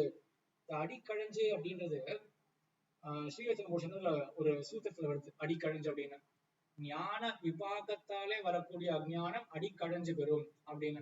ஆழ்வார்களுக்கு அங்கங்க சில காரியங்கள்லாம் பண்ணுவான். அதெல்லாம் என்ன, இது அஞ்ஞானத்தோட பண்ற மாதிரி இருக்கேன்ற மாதிரி தோணும். அங்கதான் ஆச்சாரியாலாம் சாதிப்பா ஆழ்வார்களுக்கு அப்பேற்பட்ட ஞானத்தினால பண்ணக்கூடிய காரியங்கள் அதெல்லாம் அடிக்கடைஞ்சு பெறும். அடிக்கடைஞ்சுனா மிகவும் பெருமை வாய்ந்ததாக இருக்கும். அடியானது கழஞ்சை பெறும் அப்படின்னு அர்த்தம். கழஞ்சு அப்படின்னா பொன்னினுடைய ஒரு பரிமாணம். அதாவது இந்த காலத்துல வந்து சாவரன் அப்படின்னு சொல்றோம் இல்லையா. சாவரன்னா சவரன் தான் சவரன் அந்த மாதிரி சொல்றோம் இல்லையா. அந்த காலத்துல கழஞ்சு அப்படின்னு சொல்லுவார்கள். அடியானதே கழஞ்சு பெறும். அதாவது ஒரு சதுரடி இருக்கு இல்லையா. இந்த காலத்துல ரியல் எஸ்டேட் பார்த்தோம்னா அவுட்ஸ்கட்ஸ்ல இருக்கு அப்படின்னா அதுக்கு ஒரு வேல்யூ இருக்கும். சிட்டிக்குள்ள இருந்ததுன்னா அந்த ரியல் எஸ்டேட்டுக்கு வேற ஒரு வேல்யூ இருக்கும் இல்லையா. அது போல அந்த காலத்துல எந்த இடத்துக்கு மதிப்பு அதிகம் அப்படின்னா எந்த இடத்துல விளைச்சல் நிறைய இருக்குமோ அப்படிப்பட்ட இடத்துக்கு தான் மதிப்பு அதிகம். அப்படிப்பட்ட இடம் என்ன ஆகும்னா ஒரு சதுரடிக்கு ஒரு சவரன் கொடுத்தா எப்படி இருக்கும் அந்த மாதிரி அவ்வளவு காஸ்ட்லியான ஒரு இடம் அப்படின்னா என்ன சிறந்தது அப்படின்னு அர்த்தம். அந்த அர்த்தத்துல இந்த சொல்லானது வரும். அடிக்கடைஞ்சு பெறும் அப்படின்ற சொல்லானது வரும். மிகவும் சிறந்தது அப்படின்னு அர்த்தம். ஆக இந்த 3ஆம் பாட்டு முடிஞ்சது. ஆழ்வார் திருவடிகளே சரணம், பெருமானார் திருவடிகளே சரணம், ஜீர் திருவடிகளே சரணம். இன்னைக்கு வந்து நம்ம